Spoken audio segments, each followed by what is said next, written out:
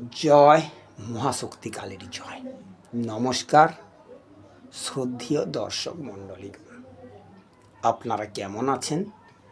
আশা করি আপনারা ভালো আছেন। আপনাদের আশীর্বাদ ও দোয়ায় আমি ভালো আছি। আজ চলে এলাম আপনাদের সামনে আবার এক নতুন প্রতিবেদন নিয়ে। তো আজকে আমি আপনাদের বান কাটার মন্ত্র দিচ্ছি। অনেকে বলেছেন যে দাদা আমাদের উপরে বান প্রয়োগ করে রেখেছে, আমি অনেক চেষ্টা করছি, কোনোরূপ কোনো বান কাটান করতে পারছি না। অনেক জায়গায় গিয়েছি, অনেকের হাতে পায়েও ধরেছি, কিন্তু কোনোরূপ আমি কোনো উপকার পাইনি। আর এই কষ্ট বা যন্ত্রণা সহ্য করতে পারছি না। তো সেই কারণে আপনি যদি একটা পরীক্ষিত বান কাটান মন্ত্র দেন তাহলে খুব ভালো হয়। তো মানব কল্যাণের কথা ভেবে আজকে আমি আপনাদের বান কাটান মন্ত্র দিচ্ছি। তো এই যে বান কাটানো মন্ত্র, এটা হচ্ছে পরীক্ষিত, 100% রেজাল্ট পাবেন। এগুলো গুরুমুখী বিদ্যা, শুধু মানব কল্যাণের স্বার্থে আমার আপনাদের দেওয়া। যদি আপনারা এই মন্ত্র থেকে উপকৃত হয়ে থাকেন তাহলে আপনারা যে কোনো মন্দির বা মসজিদ হলে 11 টাকা দান করে দেবেন, আর মন্দিরেও যদি হয় 11 টাকা দান করে দেবেন। তো অপরূপা তন্ত্রমন্ত্র চ্যানেলে আপনাদের স্বাগত। আমি তান্ত্রিক অভিজিৎ দেবনাথ। তো যিনারা ইউটিউব থেকে দেখছেন আপনারা অবশ্যই চ্যানেলটা সাবস্ক্রাইব করে পাশে থাকা বেল আইকনটা বাজিয়ে দেবেন, যাতে প্রতিদিন আপনারা নতুন নতুন প্রতিবেদন সবার আগে দেখতে পারেন। আর যিনারা ফেসবুক থেকে দেখছেন আপনারা অবশ্যই চ্যানেলটা ফলো করবেন, লাইক কমেন্ট বক্সে কমেন্ট করে জানাবেন, শেয়ার করবেন। আর যিনারা ইনস্টাগ্রাম থেকে দেখছেন আপনারা অবশ্যই লাইক শেয়ার কমেন্ট বক্সে কমেন্ট করে জানাবেন। তো যিনারা তন্ত্র মন্ত্র যন্ত্র শিখতে চাচ্ছেন আপনারা আমার সঙ্গে অবশ্যই যোগাযোগ করতে পারেন।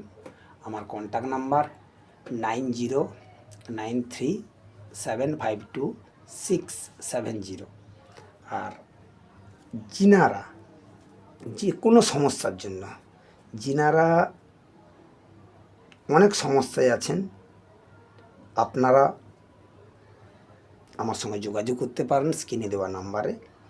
তো প্রতিবেদন টেনে বা স্কিপ করে দেখবেন না, সেখানে অনেক গুরুত্বপূর্ণ স্টেপ মিস হয়ে যেতে পারে। তো সেই কারণে বলবো আপনারা প্রতিবেদন মনোযোগ সহকারে দেখবেন। আর যখন এই ক্রিয়াটি করবেন সম্পূর্ণ আপনি শুদ্ধ পোশাক বা শুদ্ধ বস্ত্র পরবেন, পরে কিন্তু ক্রিয়াটা করবেন। যদি করতে পারেন তাহলে অবশ্যই আপনি 100% রেজাল্ট পাবেন। তো আজকে আর বেশি কথা বলবো না।